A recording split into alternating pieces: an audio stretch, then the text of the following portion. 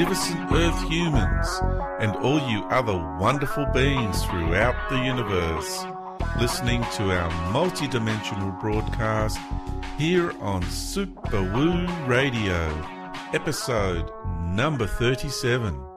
Our special guest today is Margaret Hoad. Margaret Hoad, welcome to Super Woo Radio. Hello, George. Good to be here. Oh, I'm glad you can make it on. You and I have had some wonderful exchanges in person. Yeah. You're a local Adelaide lass, shall I say?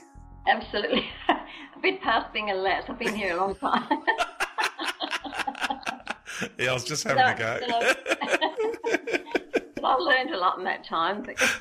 You most certainly have. Yeah, you are a beam of lots of experience, incredible wisdom, and you've really surprised me. Yeah? You have, with your wisdom, and it's been a most pleasurable exchange, very enlightening, and I've learnt a lot from you. So I really wanted to give you this opportunity to share your wisdom with the greater community, because I feel there are a lot of people that will gain from what you have to share. Well, I hope so. Thank you, George, for that. I hope so. What I will offer is from a lot of experience, and most of the experience has come from my studies of astrology, because it shows people's temperaments. It shows exactly what makes them tick, and I get the feeling from the chart, and so then I talk to them, and I will often see something there that they perhaps have been hiding, and then we discuss it, and it perhaps leads to their healing. It may not always be something I do that heals them, but it leads them to go to have it healed. But it gives me great insights, let me say that. Fantastic. And you do, because you did exactly that with me. And the charts seem to be a vehicle. Astrology seems to be, well, the version of astrology that most people know. It seems to be a vehicle that you use. And I tend to see you as a more natural astrologer, a more organic astrologer, where you really truly feel into the person, the being, the relationship of our relationship with our mother planet, with the sun and our local cosmic environment. And there seems to be a very deep intuitive process that you use, and I really like that. Oh, thank you for that. Yes, it's the only way I can do it.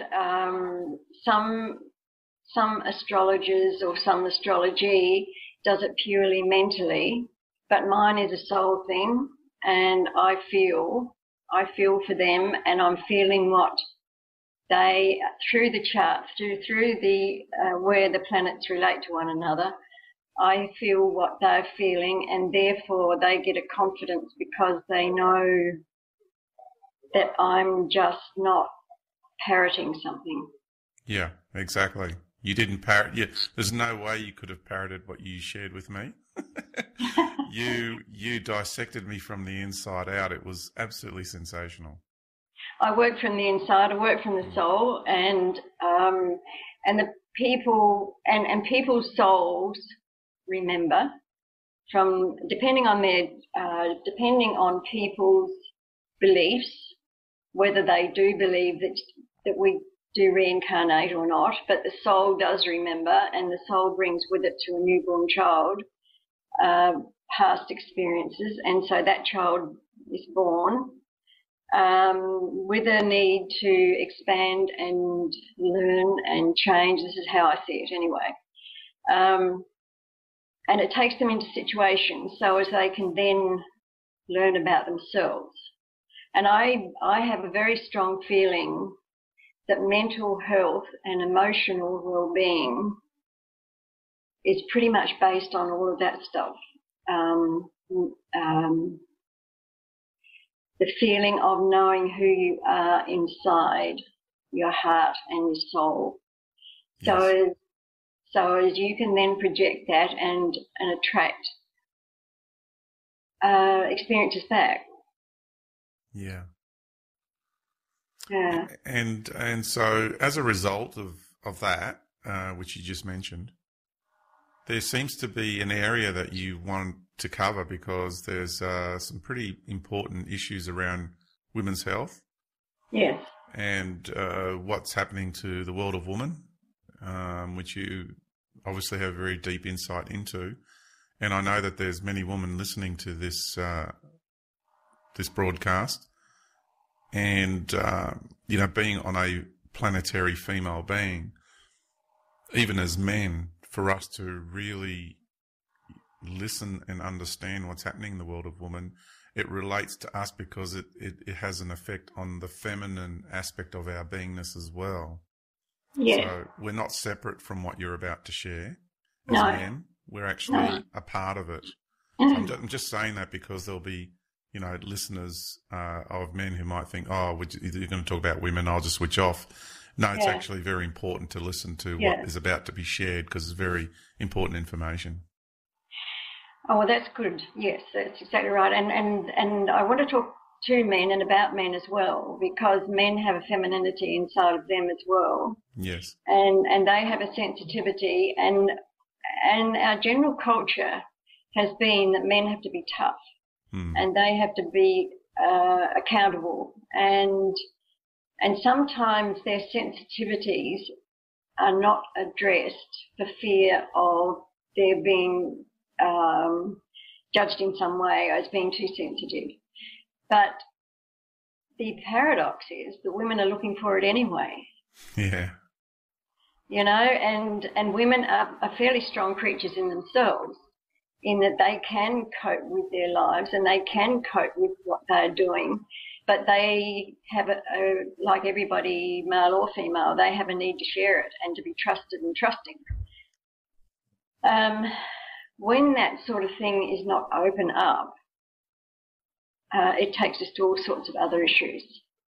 And I think this trust thing is a very big issue that should even be talked about, because I don't think that men and women often talk about that to one another.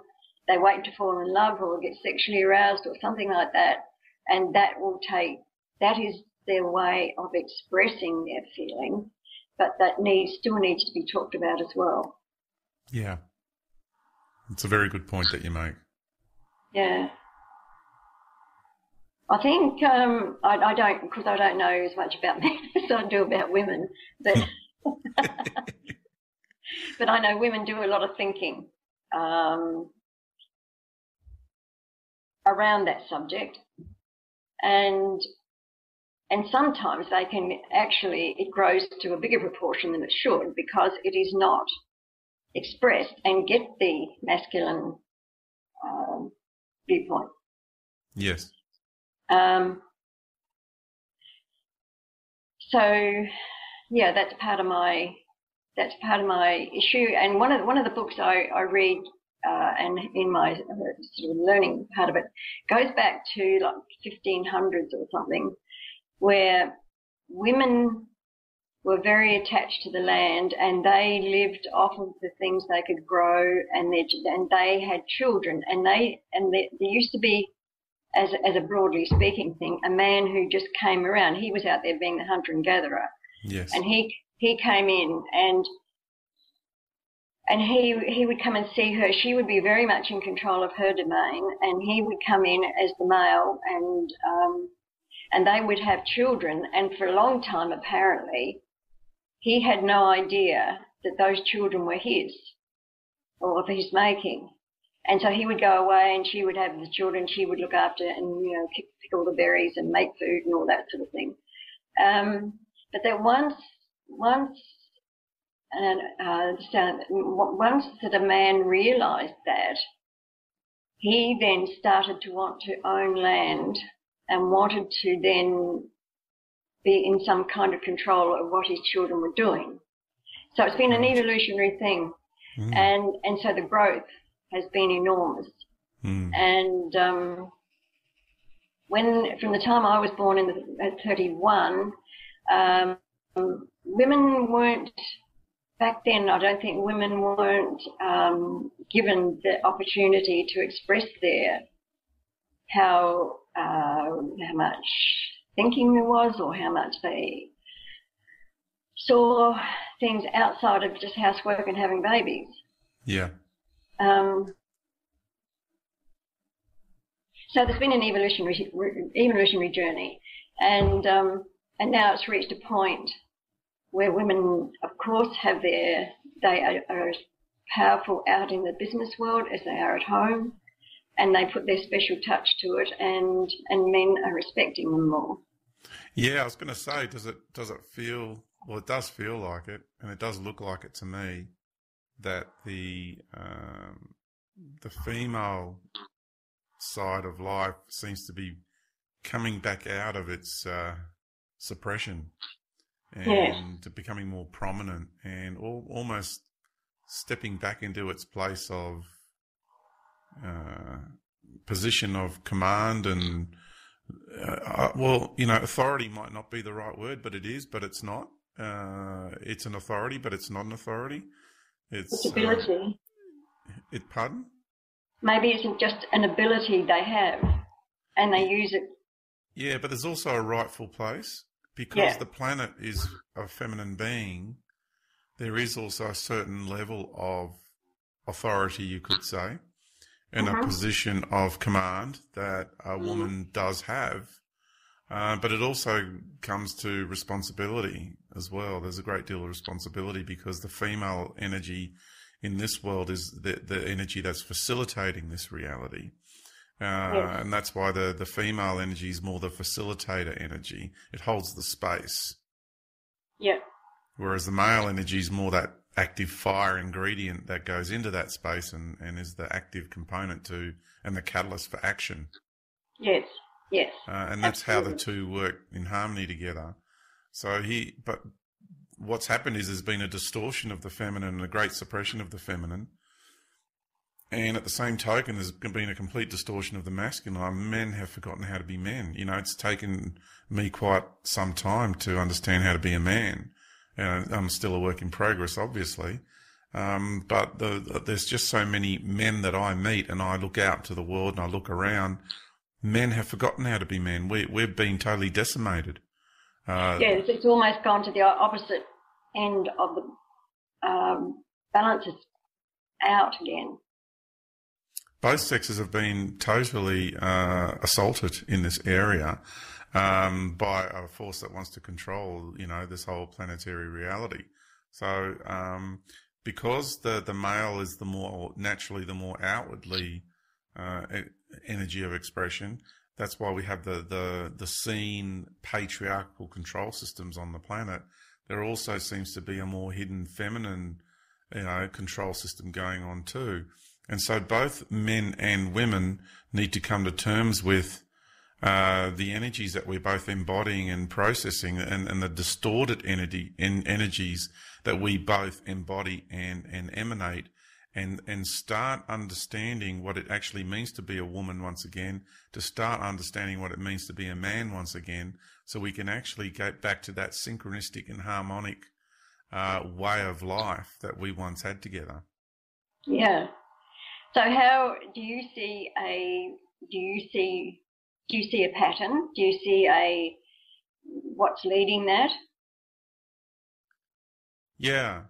I think the most simplest way is once we really go within ourselves and reach in for that authenticity that we have within each and every one of us, then we go back into that authentic nature of what it means to be a man and that authentic nature of what it means to be a woman. It's a symbiotic process. So once we do start that process of self-realization and knowing thyself, then the automatic byproduct of that is the balancing out of our masculine and feminine energies anyway, because the true authenticity of being a man in my case resides within my inner being. Yeah. So then they can merge without losing either of themselves. Yes, that's correct. The two end up complementing one another and living in harmony with one another, rather than having to be in competition with one another. Yeah, because there's been the negativity of all of that, where we don't seem to. Some of this has to be taught, because, or perhaps more listened to, because a lot is suppressed somehow. Well, I would you say, could you say, use the word, we need to remember? It's like a remembrance. So yeah, we need to listen to people like your good self, because it helps us to remember.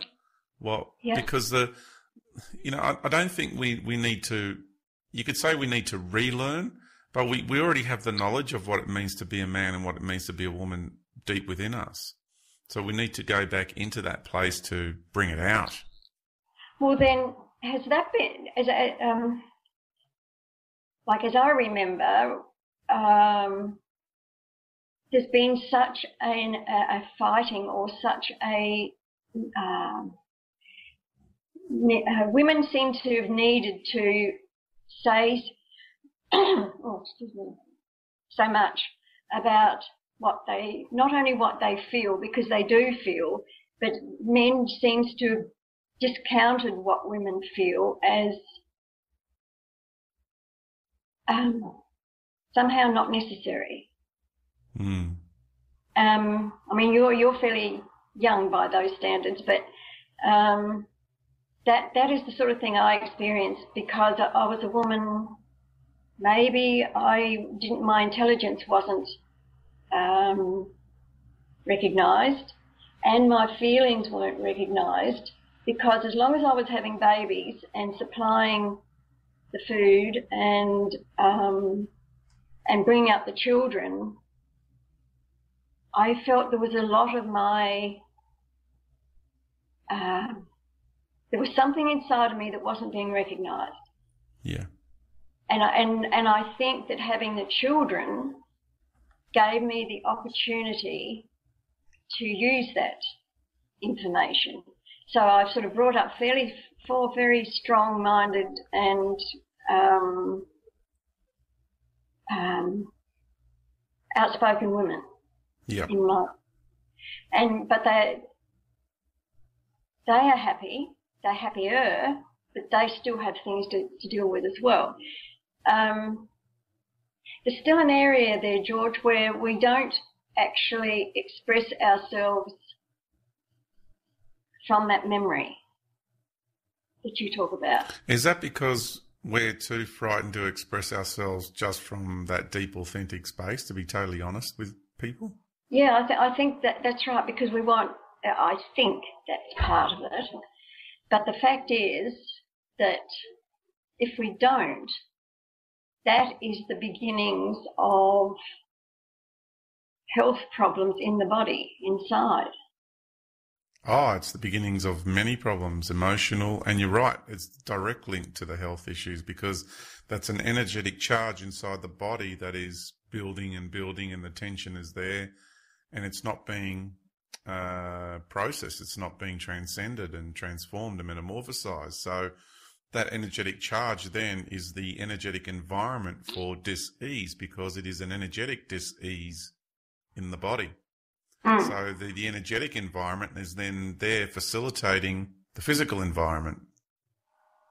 Right. Yeah, that's right. And then that is where the the toxins and the more negative side of the physical nature of our bodies start to gather, because it's the law of attraction, and they're going to go for where things are comfortable for them and where they can proliferate, and so they're going to go to those areas of the body that are holding those energetic charges of dissonance and discord. Yeah, that's so true. And like when I walk around now and say go to the market or something like that, I see young married men with their wives and with their children, and nearly all of the men are either carrying their babies or walking with their young ones, or having as much patience and understanding for the little ones as their wives. Wow. And that's brilliant to see, because I always felt that my experience was that was my job, and my husband used to go out to the paddocks and work, and then he'd just go to sleep at night time by the fire, kind of thing. Yeah. And my girls have missed out on a lot of masculine sensitivity and love. Yep. I know there's a lot of people that can relate to what you just said. A lot. Yeah. Yeah, most definitely. Yeah. And so, yeah, it's quite a big story there, isn't there? Yeah, I feel that the roles that we've had to play for one another, there's been advantages to it, there's been necessities, but there's also been, some negative side effects. Mm. Yeah, and I think that some of that sort of stuff has brought about, like each male and female have had this imbalance, and they think then that there's something wrong with the marriage. Yeah. And so that's where a lot of the divorce, like in 1960s, there was a lot of awareness starting to happen in males and females, particularly in females, where they wanted to exercise their role as something. When I say more than a mother, it's a mother's role is so vital in so many areas. But the woman is still a being in herself, isn't she? Of course. And so she may want to learn more herself, or she may want to expand into areas that she hasn't done before. Absolutely. And the children may be growing to a point where they're sort of asserting themselves and learning in a way that they're not so dependent on the mother. And I think that's part of the journey. And then, it's a long journey there. It is a long journey there. And I think it's about the value of people, their inner values. Yeah, because that's right. And the inner values, because we're so busy playing the roles as husbands and wives. We're so busy playing the roles as mothers and fathers, as providers, as protectors and nurturers and carers, that we tend to lose focus of what we are as beings, our own personal likes and dislikes, our hobbies. And so most people's lives are structured in a way where they just don't have time for themselves anymore. And some parents are like, well, they're so busy playing the role as a mother and so busy playing the role as a father that they forget about being husbands and wives. They spend so much time nurturing the children and caring for the children and caring to the demands of the children because, it's an insidious system that, our children have to put up with so much mind control. It's ridiculous. And then through that mind control system that's going into the children, the demands upon the parents are absolutely phenomenal. Yeah. And the children become very demanding, whereas, normally they wouldn't be. But with all these extra demands, the parents are just catering to the wants and the needs of the children constantly. And they forget that they're a couple. And so they don't actually spend couple time. Parents need a break away from the children, and they need to nurture their own loving relationship. Yeah. That's something that I noticed when, when I was married to my boy's mother. And, we spent so much time just really focusing on the children that we didn't really get to do that, to spend time as a couple. Yeah. And so I'm talking from experience here. Yes. And that plays a main role. And then even in that dynamic of the relationship, you take it a step further, and then each individual person needs their own time out to do the things that they love to do as well, because we have our own loving relationships that are going on with ourselves. What about the love of self? What about the nurturing of self? So that dynamic gets left out as well. Yeah. Yeah. And like the last, look, there's lots more that could be said about that. And a lot would say it's because women now want the stimulation of exercising their abilities to make a difference in the world by working. Yes. And so, when they come home at night and have to be with the children and do all the chores as well, there's not a lot of time left for loving. And would you say, yeah, fair enough. And they're getting a taste of what it's like to be the male who's got to go out there and be the provider. And it makes it really difficult because you're exhausted by the time you come home. But getting back to the female side of it, I feel that they don't just want to just go out and work and be the provider. I think it's deeper than that. Oh yeah. Yeah. Oh yeah.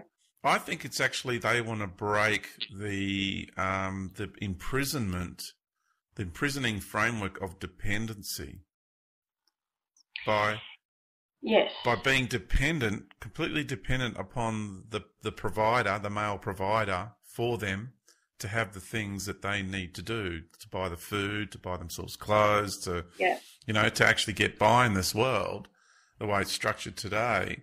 They give their power over to the male in that way, in that side of life. Yeah. And so they become the dependent, don't they? They do. But they are still a human being, and they still got a soul, and they still got a mind and a heart, and they're creative. There's lots. I think at some point here that people become competitive too. My mind's going a bit blank at the moment. The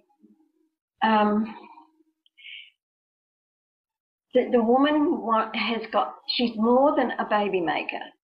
Oh, yes, definitely. Crikey.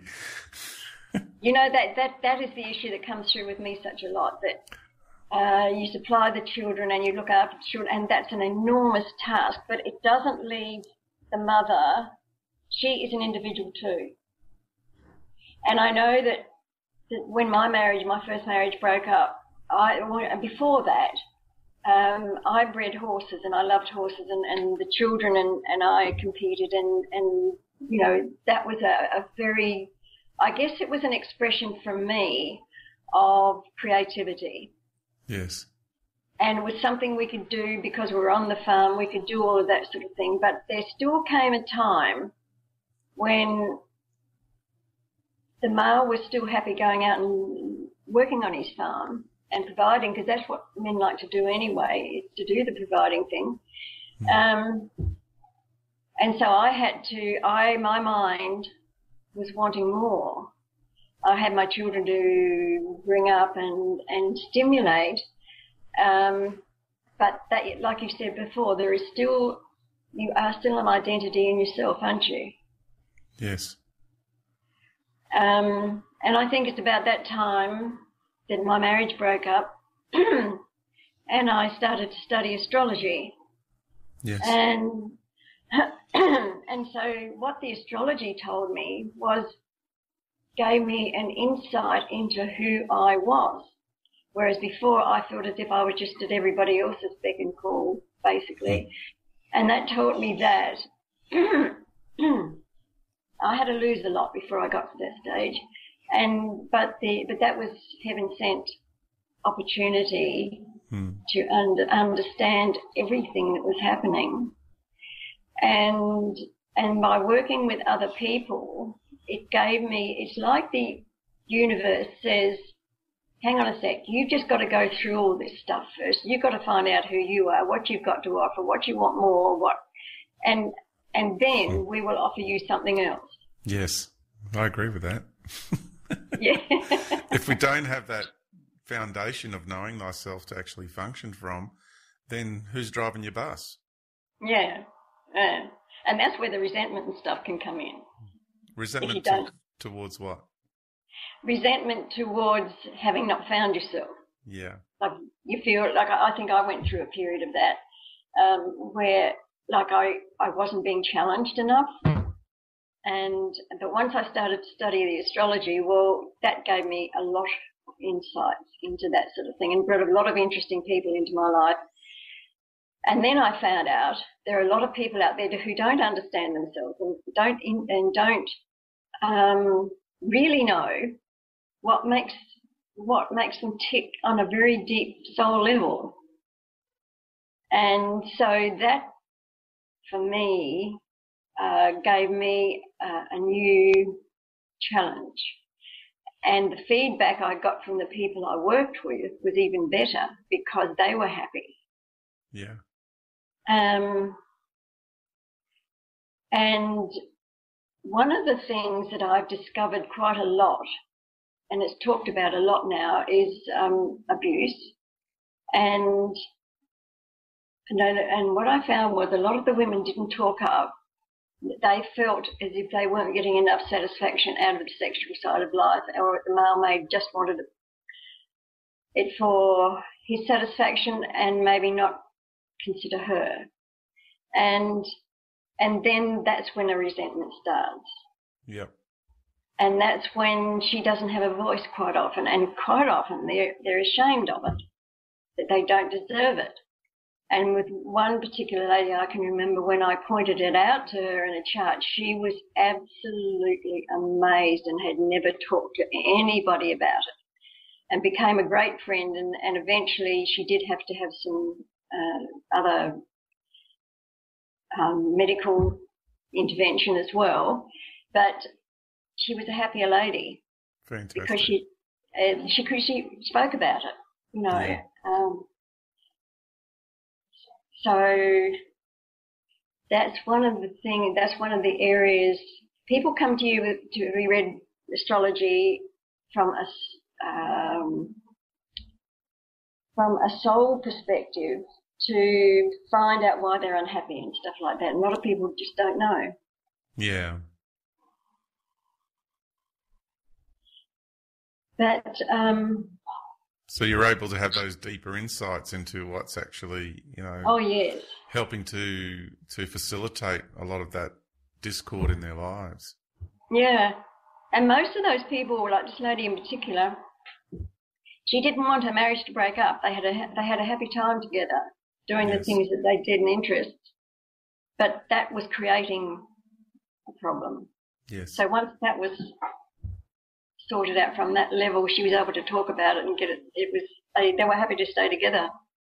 Lovely. So, yeah, I mean, it's not always works out that way, but that's the side of doing this work that I like. And I think the other side is encouraging people to value themselves. Yes. Because not all people do. People get down on themselves, don't they? Oh, very much. Yeah. That sense of self-worth is so lacking in many, many people of this world. Mm.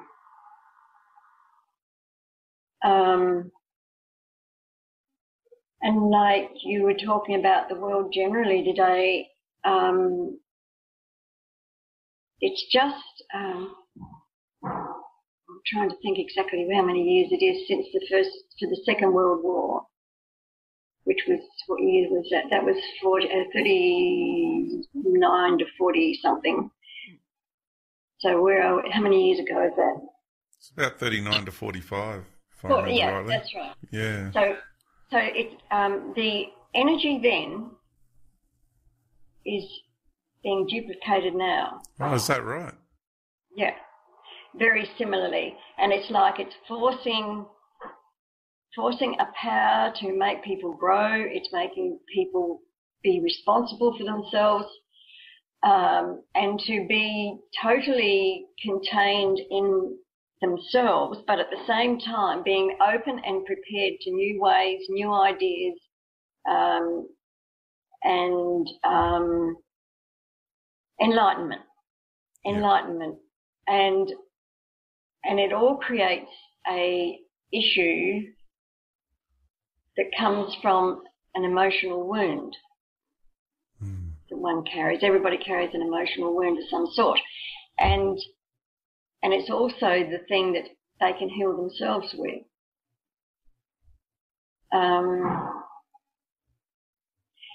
And that is, I use that a lot because the sign Virgo, I suppose most people who would be listening to this would have some idea of the signs. They will. And some people will be very well versed in it. Yeah. And people interpret it differently to what I do. It's not always the way I interpret, but I do it from a soul base. So I've got written here, Virgo is seen as the ruler of Chiron. Now, Virgo is the sense of, Virgo people are very detailed, but they're also wanting to help everybody else. They're always wanting to heal everybody else. Mm-hmm. And they say that sign is the sign that is ruled by the sign of Virgo, is the ruler of Chiron. And the wound of the mind eventually opens up to trust the spirit. And so that is the other big issue that I think. Wow, that was massive what you just said. The wound of the mind begins to open up to trust the spirit. Yeah. Wow, I've never heard that before. Crikey. The wound of the mind, because, it's all mind control. Yeah. Our minds have been taken over. They're all wounded. Yeah. Oh, that is brilliant.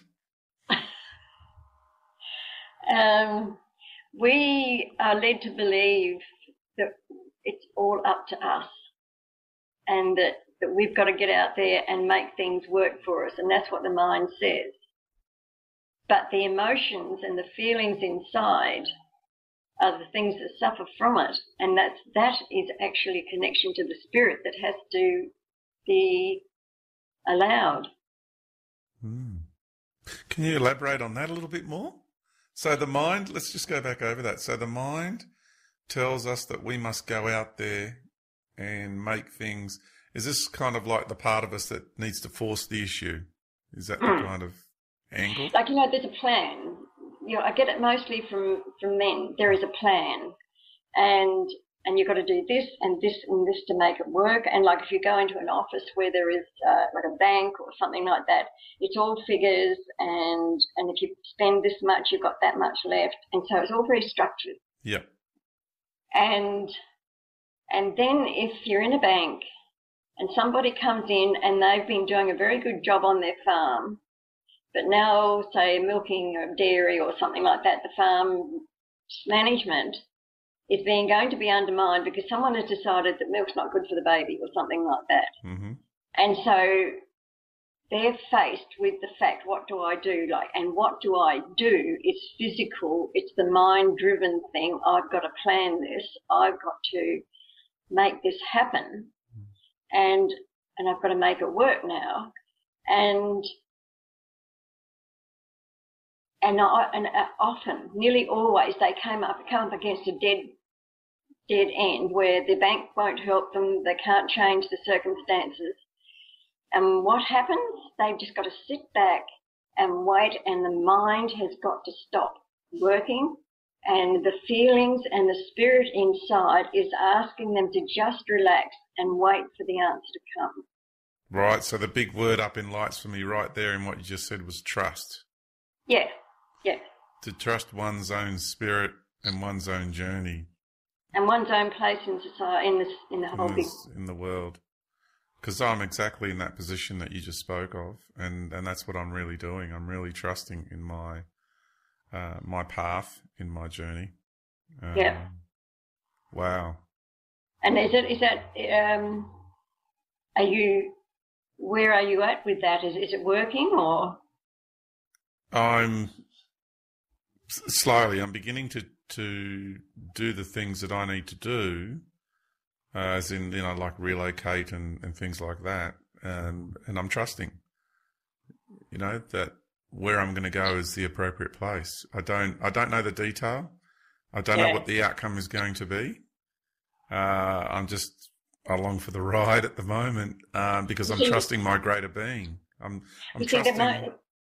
Sorry, go on. I'm trusting those feelings that you spoke of deep down inside, in my heart, and I'm trusting those.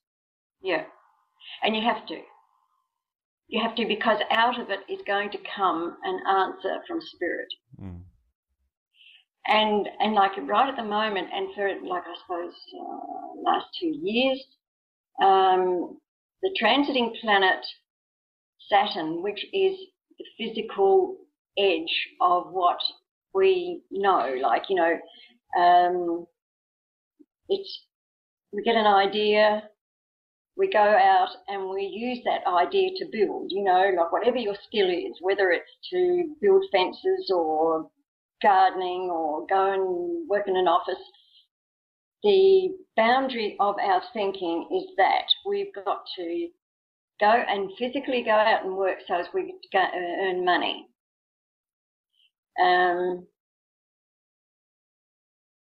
Then it gets to the point where the universe decides, well, okay, so he's doing that. So the next thing is he's got to learn that the spirit, and his spirit inside is asking that it gets back to the spirit of the soul to do what he wants to do next, but he doesn't know because the mind's not there yet. Mm. And if you wait, if you're prepared to just slog away and do what you need to do to keep yourself eating and whatever you need, and trust, put it out there, and the idea comes, the vehicle will come to take you where you want to go, because it's totally confused at the moment. Well, most people's minds are totally confused because they can't see forward at the moment, and that's what I think is causing a lot of anger between people. They don't know where they're going, so they probably take drugs or they drink too much alcohol or something, and they think that clears their mind, but it just actually is poisoning their mind. I totally agree. Yeah. Yeah. They're just going from one mixed up program in their mind to another, because it's another distortion. It alters the frequency of your mind from its natural modus operandi. You're now functioning under the influence of these substances, and so you've got these chemically induced operational functions going on in the brain, which it's not your natural state. So No. You might get a temporary relief or what have you, but long term it's going to work against you. And there's a memory of being, with all of this at the moment, there's a memory of being betrayed somewhere, of either losing money or not being smart enough with money, or even the soul not expressing itself in full truth. Does that make sense? Wow. This is fantastic stuff. I'm loving this. Oh, wow. And it comes, and so we're having to face that. All of us are having to face, it's like me and Bronnie, we've got to face the things where we didn't do it so well back then. We weren't smart enough, or whatever, we just didn't have the intuition. We didn't have listening to the spirit to guide us or whatever. And so we may have just jumped in according to the mind and done something that has been perhaps seen as a betrayal or a loss along the line, and we've got to be responsible for it. We do. You know, and each one of us has got that. It's not just us who realise it. It's everybody's got that sense of betrayal inside of them. Everybody's got it. Yeah. And so rather than a lot of it is people, if they don't trust themselves and feel as if they've let themselves down, they're not going to trust somebody else, are they? And of course not. Exactly right. And does that sense of betrayal also lead to people getting caught up on I call it the merry-go-round of misery, and it's the merry-go-round of pain and blame. So we get caught up in this blame game. Yes, because we don't want to carry all the blame, so we tend to put it out on others. That can happen very much. But you know, the big release is when you have a good look at yourself and say, look, I did that wrong. Yeah. I'm really sorry and I've upset. I didn't listen enough, whatever, or I didn't listen to my spirit enough, whatever. And it's all in big healing spot right now because it's come to the end of the journey of that. And that particular planet, Saturn, who is a responsibility planet, that has, I think in about the end of December, somewhere there, that planet will go into Sagittarius. Now, Sagittarius is the wise one, and the one that is the philosopher, and the natural law, lives by natural law. So having sorted out all of these old things of ours that we've got to let go of, all our old misdemeanors or whatever, then we're going to be offered the opportunity to mix with others, to eat it, how to share it, be happy, be more truthful about in our soul and with somebody else. Yeah.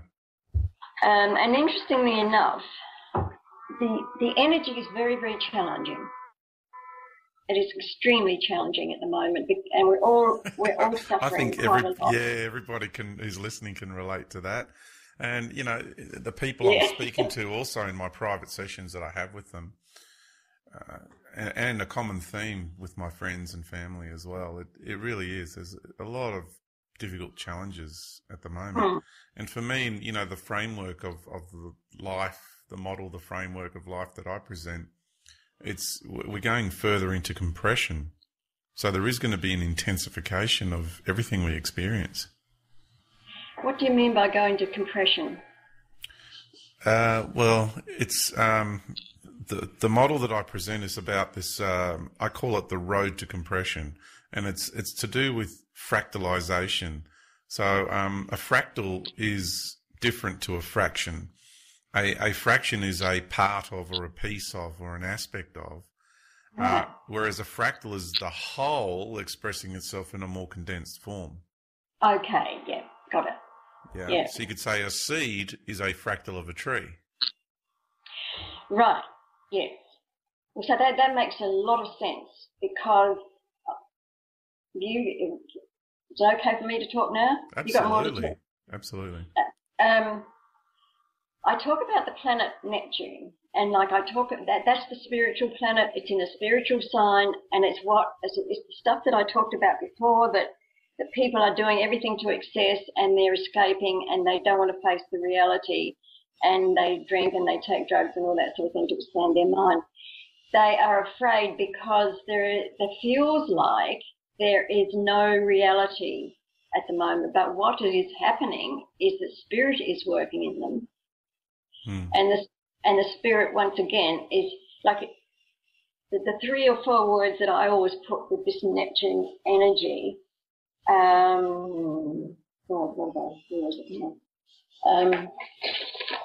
We sabotage ourselves. We sacrifice our ego, and we surrender to a higher power guiding us. Yes. But before we get to that stage, we usually have to lose it all. We usually have to sort of come up against where we've got no power to surrender. Yeah, and very important crucial key point is when we do surrender to that higher power guiding us, it is what that power is of utmost importance. Yeah. Because most people, unfortunately, give their power over to what they know as angels or ascended masters or God, or because they are just functioning off the running dogma and doctrine and spiritual propaganda that's been on this planet for the last few millennia. Yeah. Well, whereas I've come to know that I needed to surrender control of my life to the greater me. I've been reading your book, yes, and that was a wonderful realization. Yeah, it's major. It's so critical. It's so crucial. It's just. So did that just come to you? It's the not in this moment, but No. Yeah, because of the experiences that I had and the multidimensional experiences that I had, and especially that journey that I took in 2003, when I reintegrated with my soul and I got to experience the entire universe again, and I got to see where things reside. I got to see where angels reside. I got to see where ascended masters reside. I got to see where God resides. I got to see with the structure of the universe. I got to experience it. So that opened up massively for me, and it validated when physically you experienced all that. Well, you could. It was physically and emotionally, mentally. Yeah, but physically, well, it can't be, this frequency spectrum physically. It was, I actually integrated multidimensionally with my being, to the soul level, where I'm one with the creator of this universe. Yeah. Yeah. I remember I did read that. That was in your book, wasn't it? Yeah, it was. Yeah. Yeah. And so that is quite phenomenal. I don't know that I've done all that. So that was a really profound experience where, it took me a long while to reconcile that, because after I came back from that experience, I was like, what am I meant to do with this now, Yeah. And then I had to go scrub the toilet and hang the washing out. It was just,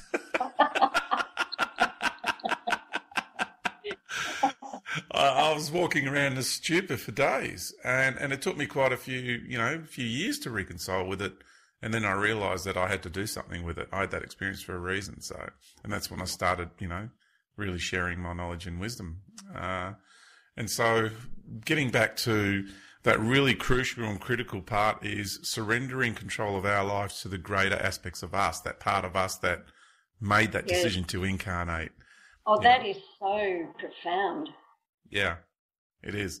Because that's the part of us that's actually one with the creator and one with the universe at large. Yeah. In some, not as huge a thing as you went through, but that's sort of what's happened by my association with Bronnie just now. Mm. Because there's a huge emotional shifting and change happening. Yeah.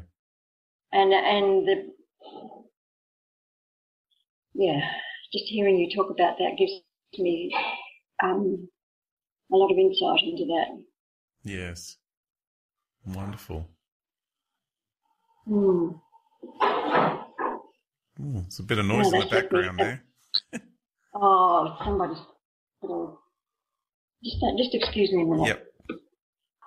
So, Maggie, where would you like to take this conversation now? What direction would you like to take it in?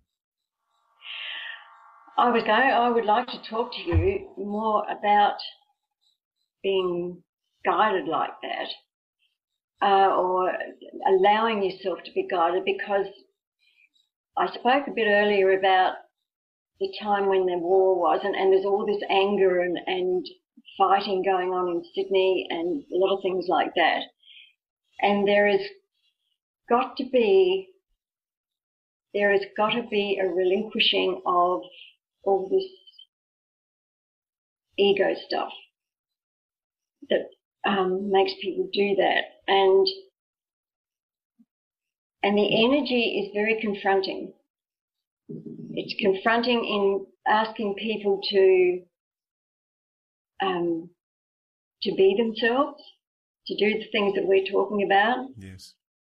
But a lot of fear comes in with a lot of people, and a lot of anger and trying to control others to make them think the same way as you, or, you know, whoever. Yes. And there's an identity crisis happening where people are wanting their own identity, the trouble with that identity crisis is that they want to fight other people rather than just base it all on a love that everybody is allowed to have their own identity and own it and work with another and accept that identity. Yeah. Beautiful. But I think there's a lot of people out there who won't look at it that way. No, well, there's some philosophies or some doctrines say that you should not have any identity whatsoever, which I just don't agree with at all. Really? Yeah, and that's to, as long as there's a sense of self, there's identity in existence. So I guess there's a blurring of the lines and a distortion going on with a lot of philosophies when it comes to ego. What is ego? To me, ego is not a dirty word. There's distortion of the personality interface. Most people call that ego. But there's a good side to ego. Ego gives you confidence, So if you could just go back a bit, what's the distortion of ego? Yeah, ego's been distorted. What my definition of what ego is to me, what is ego? Ego to me is the personality interface. So you know me as George, and the mind construct around my modus operandi, the way I function mentally, that mental construct and that personality interface, as George. Now, beneath George, there's me, okay? Infallible, indestructible, and, eternal and infinite and everlasting. So, I never age, truly deep down inside. But there's this personality interface of George who's this, did the little boy things, and then, I've grown up and did the teenager things, and, and been, having these experiences and to a degree maturing along the way. So that's little George getting with a program of big George, So that's what we need to understand is, what is ego? And people are just, the word ego has been totally, I think, obliterated by certain spiritual doctrines and certainly by the New Age religion. That has really obliterated ego. And I feel that ego is not a dirty word because your personality interface, the personality construct on an earthly level, the part of you that is the incarnation having this experience, needs confidence. Like people will say that, you've got to get rid of all arrogance. Well, hang on a minute.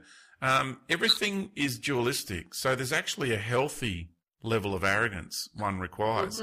There's a healthy level of narcissism one requires, believe it or not. And I know this sounds really crazy to the conventional way of thinking, but if you don't have a healthy level, healthy, having arrogance, which is very much an uncompromising approach because you've got to defend your morals, your values, then you'll come across as arrogant to some people. You do. I know I do. People call me arrogant. And all I'm doing is standing strong in my morals and in my values, where there's some areas in life that there's a complete uncompromising approach to. I will not compromise certain areas of my integrity and my approach to life. There's just no compromise whatsoever. And so people would call that as arrogant. But then that needs to be there, and I need to be uncompromising, especially at this time in this world, in my life path and the work that I have to do. So you can see how having a healthy level of arrogance, having a healthy level of narcissism, breeds confidence, brings strength, and it's required. But to say that, ego entirely is dirty, is a bad thing, and you got to get rid of all ego, then I really question that. Yeah, because you're left without anything. Correct. You got to have your own personal identity and your earthly personality and and the personality interface. I communicate with everybody who's listening to this. I'm communicating to you through my personality mind construct known as George. Yeah. Well, so you said, didn't you say before about the word identity, or I said something about our own identity, and you said actually what did you say about that? Yeah, I said that we as long as we have a sense of self, we have identity. Yeah.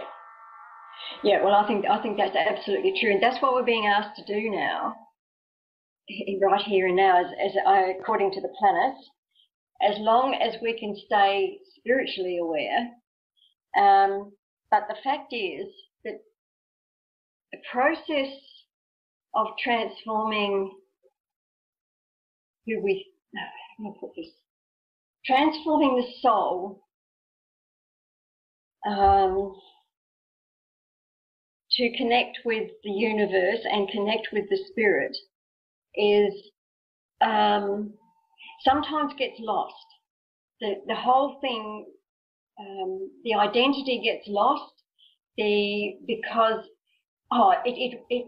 the energy that I'm talking about, the soul seems to want to fight back and say, I want to be me, I want to be me.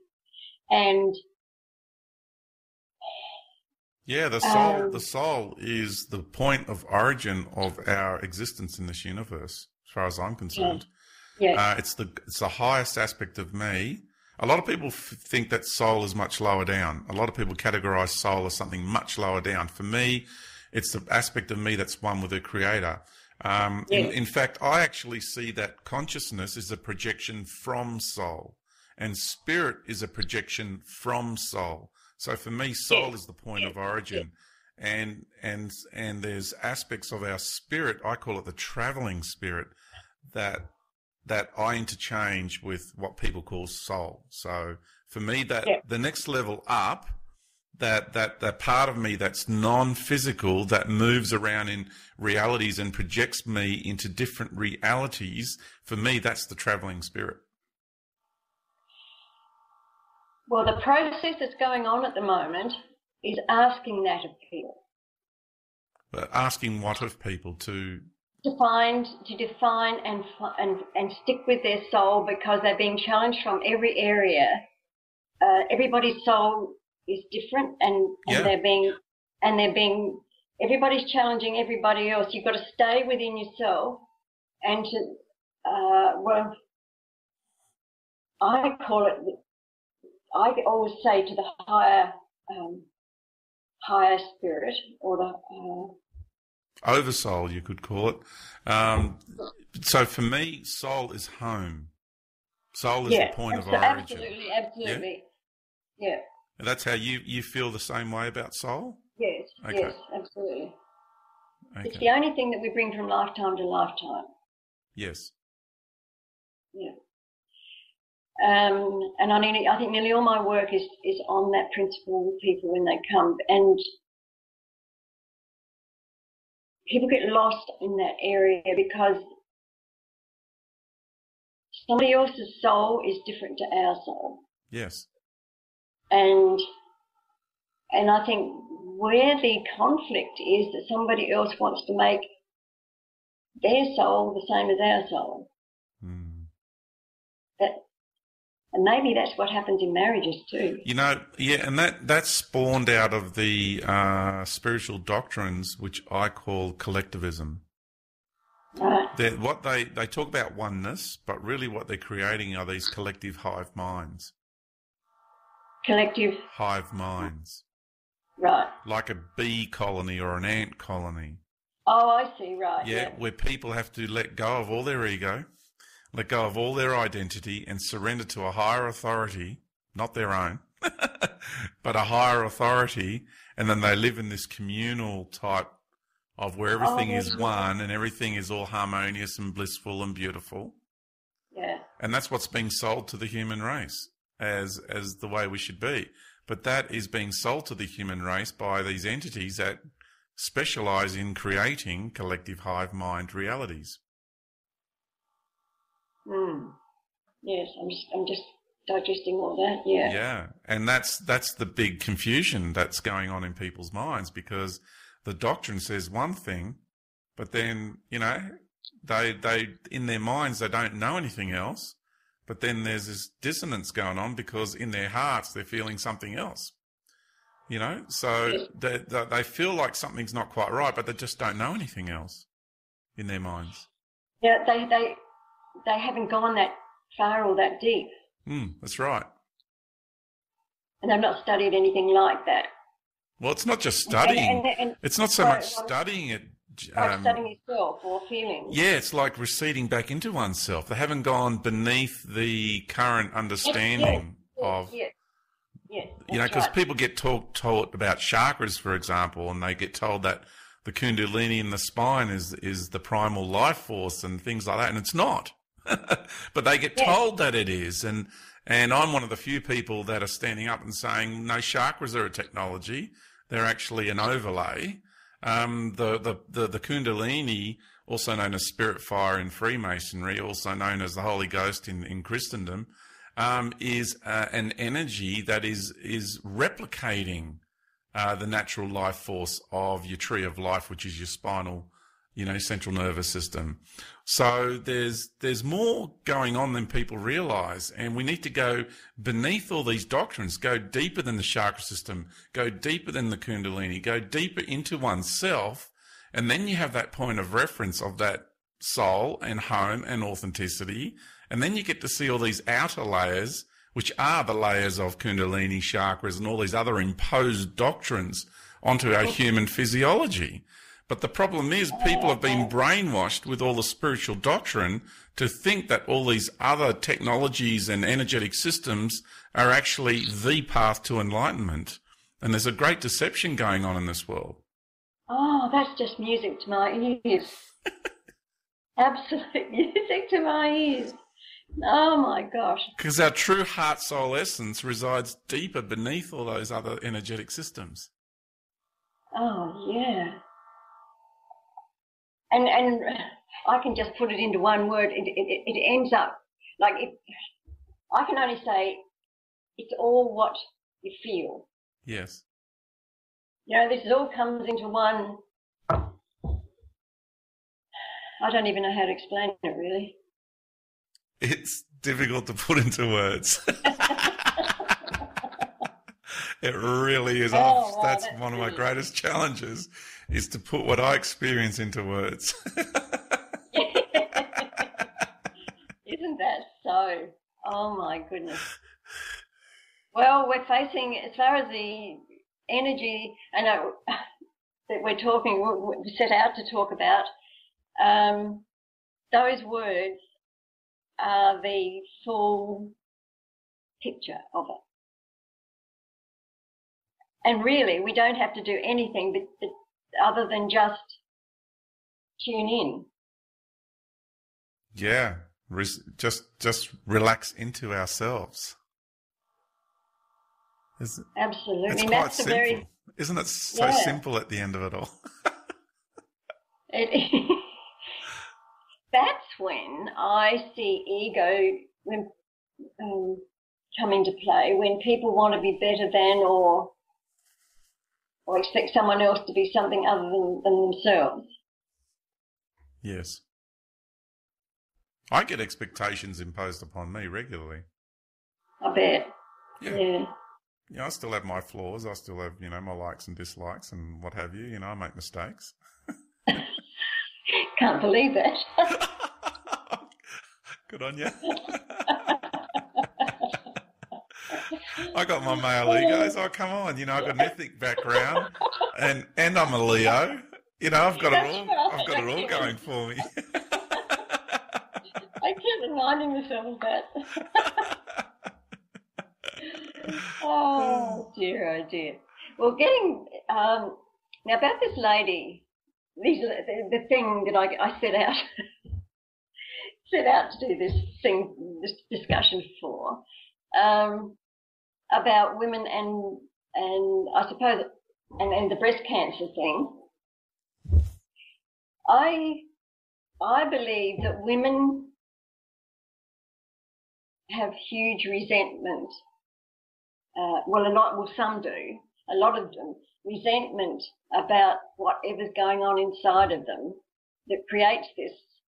Well, that's what we started out talking about anyway, wasn't it? Yes. Yeah. So we're going right back to there. Because I started getting worried at one stage, saying if I'm going to talk to women about this, I'm not a doctor. I'm not a medical professional, so I sort of hung back a bit on this sort of thing. But if I could put it across the way that you put it across, and in a lot of it, I could, if they were open to it, I could do it. Yes. Yeah, that's right. Oh, what a stimulating time! It's been absolutely brilliant. So you're doing a reading for Janice tomorrow? I am. We've been in contact this morning, and I'm popping over at 6 p.m. So really looking forward to catching up with her. It's going to be fantastic. She's one and only, that one. We have some fantastic conversations, I can tell you. Yeah. Well, I don't know, have you got more to talk about, George? We can begin to wind things up. Feels like the energy's winding up. All right, I've got a question for you. What do you see coming up for the world? I know you spoke of there's a similar pattern to pre-World War II. What else does the astrological, cosmic environment for the year of 2015? What do you feel is in store for, generally speaking, for the human race and the planet? Wow, that's a big one. Because the energy, the power of the soul at the moment is wanting to rebuild. It's wanting to build a climate where everybody is responsible for themselves. Yes. And it also is being challenged at the same time to allow others to have their own identity, to have their own brilliance, because that energy, the identity energy, is connecting to a higher power that is works from humanitarian individualism. Right. And if everybody is allowed to use their individualism without, the whole point is not to expect others to be the same as they are. Wow, that's a really big key, isn't it? Right there. Mm-hmm. It is. It's having compassion and understanding and building your own mountain and going up your own mountain and being responsible for yourself and having love for the other person while they do their own thing and bring out their own truth. Wow. That's, I love it. That is so wonderfully put. What a great analogy. And like there's energy here to say, bring out your love, bring out your loving truth, and everybody else will bring it out too. But of course we will all be challenged to the nth degree with our idealism like that. But it's that is the only answer. And I personally have an issue with like these refugees and so on who come out here. I would let them come into the country. Yes. the humanitarianism and the fear and horrible stuff people have gone through. There needs to be some redemption of love and healing there. Yes. But the ego is going to fight. The ego of people who want to be better than someone else is going to fight for themselves rather than for the big picture. Yes. It's almost like a religious thing, like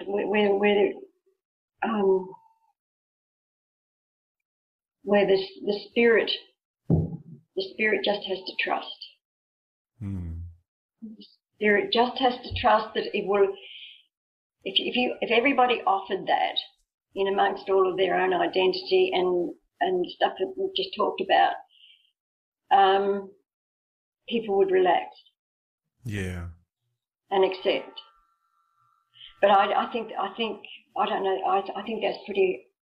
With Saturn going into Sagittarius, there's a lot of teaching going to happen there, and the anger is going to subside somewhat because. That's good news. Yeah. Sagittarius is very mouthy and very over the top. But there's so much fun and there's so much. They'll come out with the truth.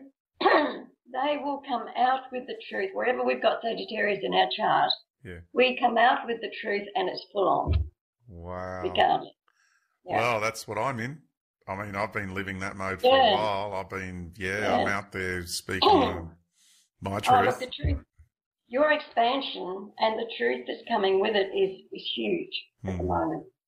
Well, you know my chart. Yeah. So you know I'm riding that wave. Yeah. Well, this has been a great conversation. I really, really enjoyed it. Yeah, thanks, Maggie. Me too. So if people are looking to get a reading from you, how would they go about that? How about we give them your email address? I'll give you my email address and to forward that on to people who inquire. Yep. And I will, and we will communicate that way.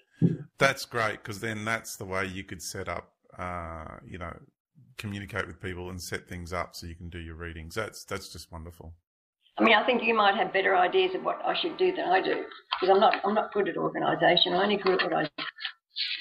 Yeah, it'll work out, Maggie. You just people will be patient. So everybody listening, understand that Maggie's from quite a wise and old generation, and that she's not up to date with computers and things like that. So people will be patient and understanding with you, Maggie, in that way.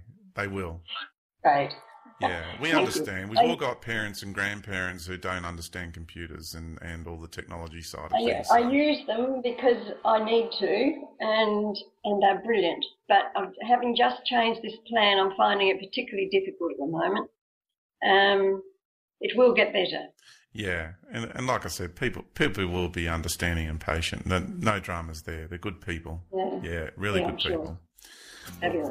All right, Maggie. Well, thank you so very, very much for coming on to Super Woo Radio. I've really enjoyed it. And thank you. It's been wonderful to talk to you. Yeah, you're a good old friend. Old and ancient friend. Every time I connect with you, it's what it feels like. Yeah, I know. This has been well and truly been there before. Yeah.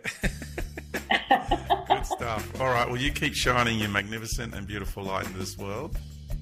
Thank you. And we'll catch up again soon. We'll talk soon. Yes. Bye-bye then.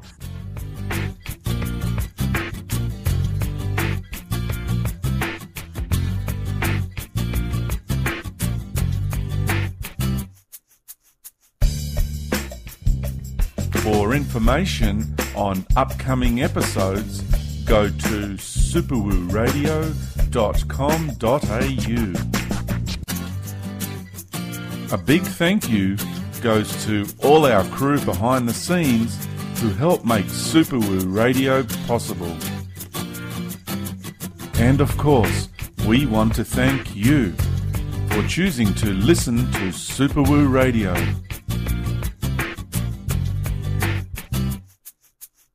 As we say, from a much greater perspective, it was a choice that you were always going to make. So until next time, let go, flow in your river of life, and simply be.